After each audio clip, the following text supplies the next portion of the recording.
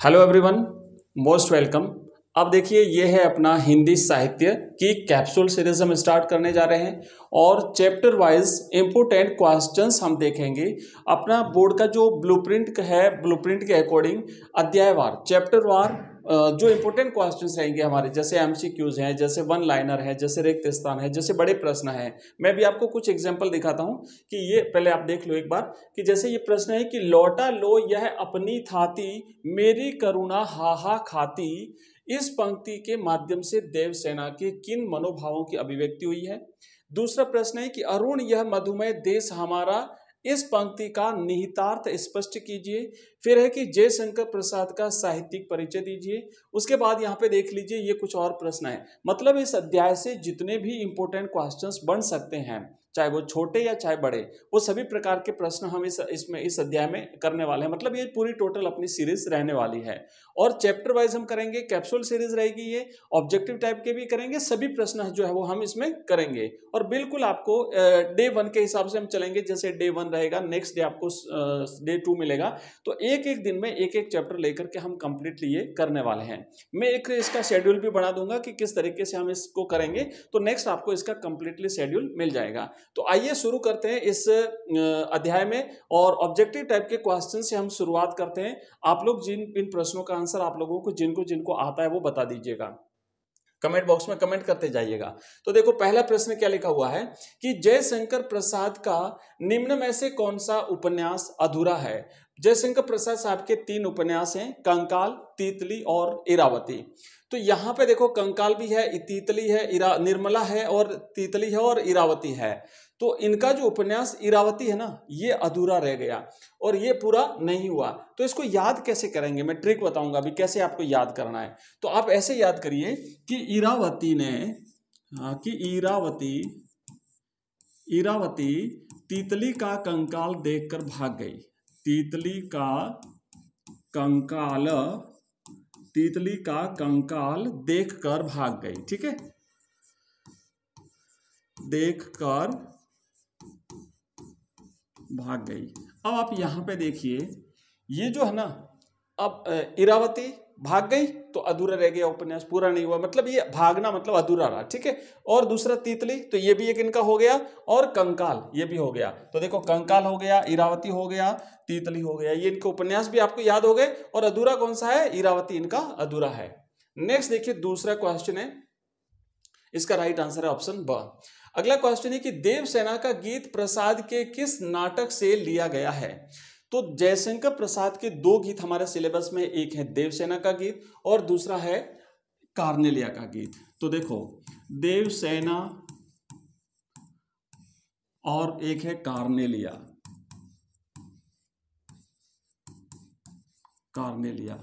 अब ये देवसेना का जो गीत है ना, देवसेना का गीत इनके स्कंदगुप्त नाटक से लिया गया है और कार्नेलिया का गीत इनके चंद्रगुप्त नाटक से लिया गया है। देवसेना स्कंदगुप्त से ही प्रेम करती है और ये इनका नाटक का नाम भी स्कंदगुप्त है और कार्नेलिया के नाटक का नाम है चंद्रगुप्त और ये चंद्रगुप्त से ही प्रेम करती है। तो ऐसे आपको याद रखना है, ठीक है। अगला देखो नेक्स्ट क्वेश्चन एक अपना रहेगा अगला, स्कंदगुप्त इसका राइट आंसर रहेगा।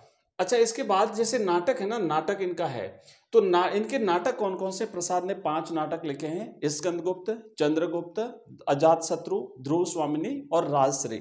तो ऐसे ये जो है ना पौराणिक पात्रों के आधार पर है, पौराणिक पात्रों के नाम पर इनको ये नामकरण किया गया है, तो आप लोग इनको याद रखेंगे। अगला देखो तीसरा प्रश्न है, जयशंकर प्रसाद का जन्म कब हुआ था। ऑप्शन आपके सामने है, आंसर बताइए, जिनको आता है बताते जाइए आंसर आप लोग।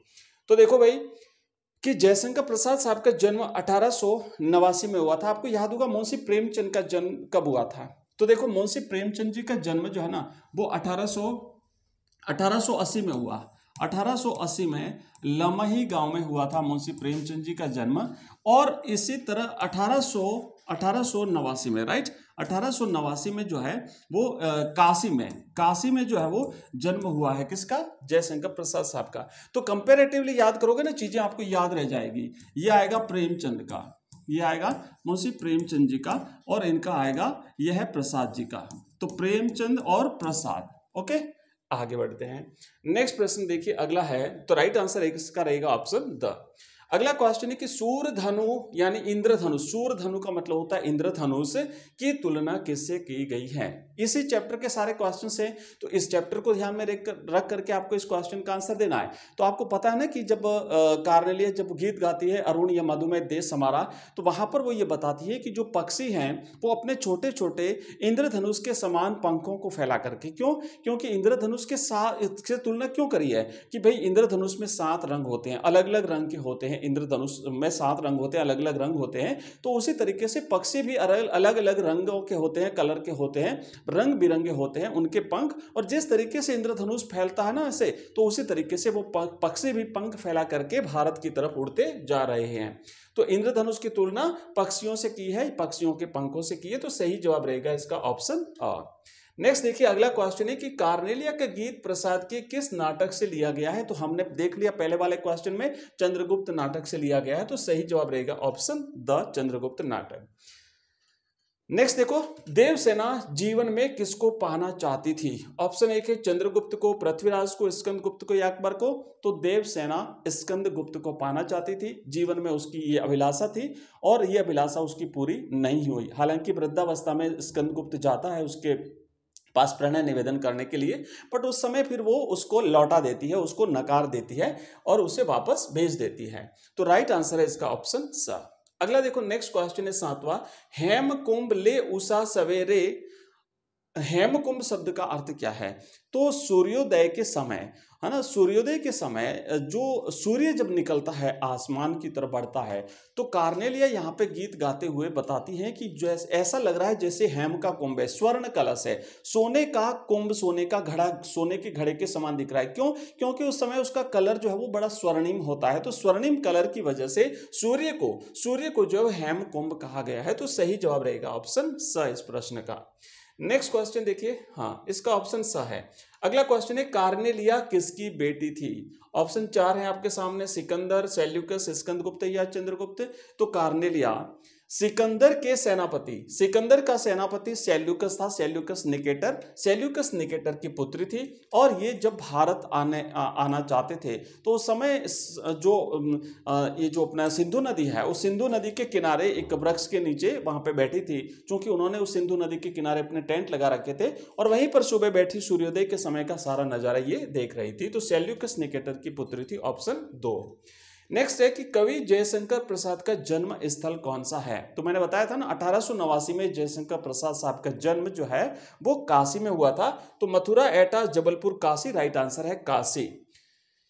अगला क्वेश्चन देखो, नेक्स्ट प्रश्न है 10वां कि अरुण यह मधुमेह देश हमारा।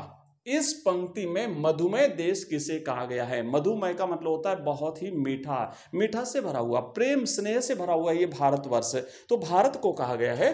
तो राइट आंसर रहेगा ऑप्शन स, मधुमेह देश भारत को कहा गया है। नेक्स्ट देखिए, देवसेना का गीत कविता में विहाग शब्द का क्या अर्थ है। कहते हैं ना विहाग की तान बजाई, तो विहाग से क्या तात्पर्य है। विहाग एक प्रकार का राग होता है। देखो जो राग होते हैं ना अलग अलग समय में बजाए जाने वाले होते हैं, मतलब रागों को बजाने का भी अपना एक निश्चित समय होता है। तो विहाग जो होता है ये बजाया जाता है, अर्धरात्रि में गाया जाने वाला एक गीत है, एक राग होता है जो अर्धरात्रि में गाया जाता है। तो यहाँ पे जैसे कोई व्यक्ति घोर निंद्रा में हो, अर्धरात्रि में हो, और उस समय अगर ये राग छेड़ा जाए, किसी को जगाया जाए, तो कितना बुरा लगता है। तो उस समय जो देवसेना की स्थिति थी वो भी एक प्रकार से ऐसी ही थी, वो अपनी अंतिम अवस्था में थी, और अब उसे इन सारी चीजों से कोई लेना देना नहीं था। तो उस समय जब स्कंदगुप्त इसके पास आता है, तो ऐसा लग रहा है कि जैसे मान लीजिए अर्धरात्रि में किसी ने विहाग छेड़ दिया हो।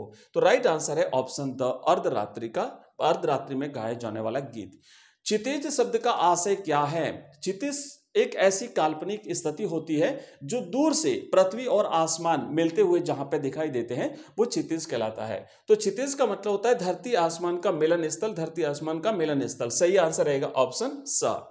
नेक्स्ट देखिए अगला क्वेश्चन है कि लौटा लो। हाँ, अब देखो ऑब्जेक्टिव टाइप के हुए कंप्लीट, और इसमें से बड़े प्रश्न इस पार्ट से, इस अध्याय से जो बन सकते हैं उसका अपन यहाँ पे उसको भी देख लेते हैं। ये बिल्कुल नए प्रश्न है, बिल्कुल अलग टाइप के हैं और बिल्कुल इंपॉर्टेंट क्वेश्चंस हैं। तो ये अपनी सीरीज लगातार चलती रहेगी और एक एक चैप्टर हम कवर करेंगे। पर डे में एक चैप्टर रहेगा। शाम के समय ये क्लास मिलेगी आपको, शाम को 5 बजे मिल जाएगी। आज थोड़ा सा लेट हो गए बट आपको एवरीडे शाम को 5 बजे मिल जाएगी। आगे देखो कि लौटा लो यह अपनी थाती, मेरी करुणा हाहा खाती।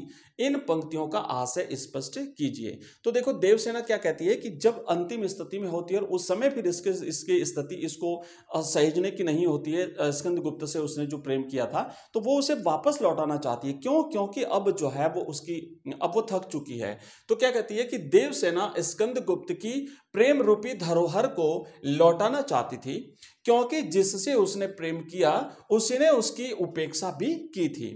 अब जीवन के अंतिम मोड़ पर उस प्रेम को याद रख करके वह क्या करेगी, और ज्यादा दुख वो तकलीफ नहीं झेलना चाहती थी।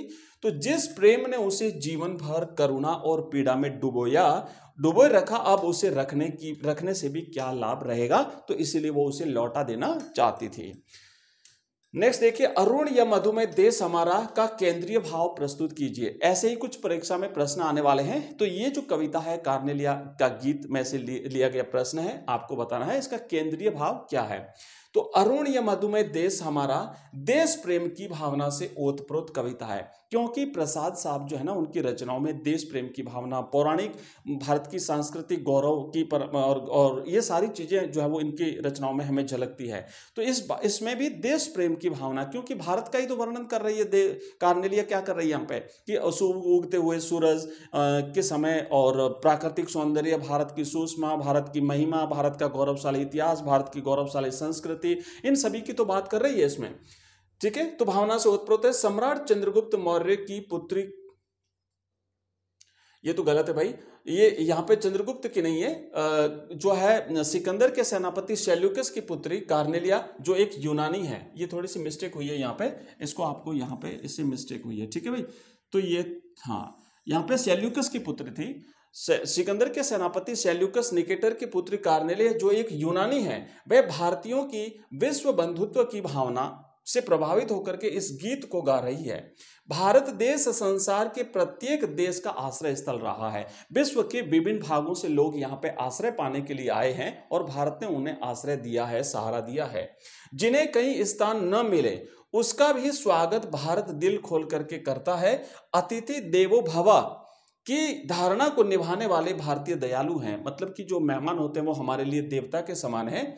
उनमें सबके प्रति करुणा का भाव है। भारत की प्राकृतिक सुंदरता अद्वितीय है। इन समस्त चीजों का वर्णन अरुण या मधुमेह देश हमारा नामक गीत में किया है कार्नेलिया ने। चलिए नेक्स्ट क्वेश्चन देखिए, अगला प्रश्न है, आह वेदना मिली विदाई। इस पंक्ति का भावार्थ स्पष्ट कीजिए। देवसेना क्यों ऐसा कहती है? तो देखो कि इसमें देवसेना ने स्कंदगुप्त के प्रति प्रेम भाव रखा, किंतु स्कंदगुप्त की तरफ से उसे प्रणय निवेदन नहीं मिला। हूणों के आक्रमण से परिवारजनों की मृत्यु के पश्चात देवसेना आश्रम में रहती थी। जीवन पर्यंत सभी दुखों को सहन किया और जीवन के अंतिम मोड़ पर स्कंदगुप्त द्वारा प्रणय निवेदन किए जाने पर वह उसे ठुकरा देती है, क्योंकि उसका पूरा जीवन वेदना पूरित था। जीवन भर उसने दुख ही दुख देखे, तकलीफ देखी, परेशानियां झेली, और वह कहती है कि जीवन के अंतिम क्षण में भी विदाई के रूप में मुझे वेदना अथवा पीड़ा ही मिली है। तो इसलिए ये जो है वो आह भरती है कि भाई अब मेरा विदाई का समय है और अब मैं इन समस्त दुखों से छुटकारा पाना चाहती हूँ। नेक्स्ट प्रश्न है कि देवसेना के जीवन रूपी रथ पर कौन सवार है, स्पष्ट कीजिए। तो देवसेना कहती है ना कि मेरे जीवन रथ पर प्रलय जो है वो सवार है। प्रलय माने दुख ही दुख, तकलीफ ही तकलीफ। तो अभी जो हमने पिछला जो प्रश्न किया है, आंसर जो देखा है उससे लगभग मिलता जुलता ही है कि देवसेना का सारा जीवन दुखों में ही बीता। हूणों के आक्रमण के कारण आर्यावर्त पर संकट के बादल छाए, पहली तकलीफ। देवसेना का भाई बंधु वर्मा और उसके परिवार के सदस्य वीरगति को प्राप्त हुए, दुख देखा उसने। देवसेना के भाई की मृत्यु का दुख उसे सहन करना पड़ा। स्कंदगुप्त से प्रेम करती थी, पर स्कंदगुप्त का प्रेम पाने की प्रबल आकांक्षा थी, किंतु उसकी आशा पूर्ण न हो सकी। तकलीफ ये भी पूर्ण। प्रेमी स्कंदगुप्त की उपेक्षा का दुख उसे जीवन भर सहन करना पड़ा। जीवन की संध्या में स्कंदगुप्त ने देवसेना के सामने प्रणय का प्रस्ताव रखा, किंतु देवसेना ने उसे अस्वीकार कर दिया। इस त्याग का दुख भी उसे सहन करना पड़ा। उसने जीवन भर संघर्ष किया और कुछ भी नहीं पाया। इसलिए वह कहती है कि देवसेना का सारा जीवन दुखों में ही बीता है, कि देवसेना कहती है मेरे जीवन रथ पर जो है वो प्रलय ही प्रलय सवार रहा है, मेरा जीवन लगातार दुखों से परिपूर्ण रहा है। तो देखो ये हमने कुछ क्वेश्चंस जो है वो इसमें किए हैं, जितने भी इंपॉर्टेंट बन सकते थे वो हमने किए हैं, और ये क्वेश्चंस बिल्कुल अलग हैं, बिल्कुल नए हैं, और इसी तरीके से ये सीरीज हमारी लगातार जारी रहेगी। कल इसका नेक्स्ट पार्ट मिलेगा जिसमें हम सेकंड चैप्टर करेंगे, और ऐसे करके एक एक करके हम सारे चैप्टर्स जो है वो करेंगे। बाकी जो सब्जेक्ट है हमारे दूसरे सब्जेक्ट है उसमें भी हम इसी तरीके से अब कैप्सूल शुरू करेंगे, क्योंकि अब हमारे पास टाइम बचा है ऑनली 24-25 दिन बचे हैं, ठीक है ना, 24 दिन बचे हैं। तो 24 दिन के हिसाब से अगर हम 5 सब्जेक्ट होते हैं हमारे, और ऐसे हम अगर देखते हैं तो मुश्किल से 4-4 दिन हमें मिलते हैं। तो हम जो है वो इस प्रकार कंटिन्यू आगे पढ़ते रहेंगे। थोड़ा सा आपको भी मेहनत करनी पड़ेगी, और नींद को त्याग दीजिए और बहुत ज़्यादा मेहनत करिएगा, ठीक है। मिलते हैं अगली क्लास में, तब तक के लिए जय हिंद, जय भारत।